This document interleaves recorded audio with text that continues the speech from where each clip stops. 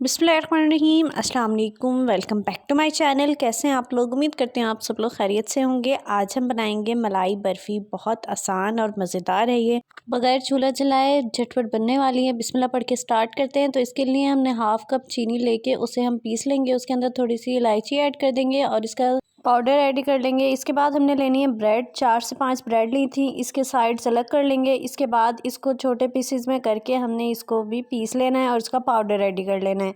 White bread का बिल्कुल बारीक पाउडर रेडी होना चाहिए। इसके बाद हमने इसको भी एक प्लेट में निकाल लेंगे। इसके बाद हमने इसके अंदर जो है कोकोनट ऐड कर देना है और इसके बाद हमने इसके अंदर 1 कप जो है ये ड्राई मिल्क जो होता है, खुश्क दूध का पाउडर, वो इसमें ऐड करना है। वो इसका टेस्ट बहुत इन्हेंस कर देगा।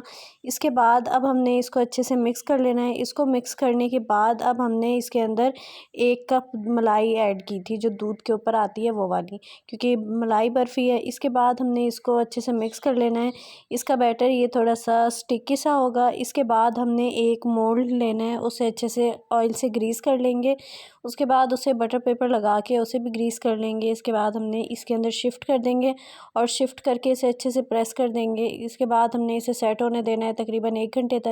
1 घंटे बाद ये बिल्कुल रेडी है। इसके बाद हमने इसका ये बटर पेपर रिमूव करके इसके ऊपर हमने चांदी का जो कवर है वो ऐड कर देंगे और उसके बाद हमने इसे ड्राई फ्रूट से स्प्रिंकल कर दिए थे। आप लोगों को जो पसंद हो आप वो ऐड कर दीजिएगा। इसके बाद हमने शेप इसकी बना लेनी है। आप लोगों ने जो बनानी हो बना लीजिएगा।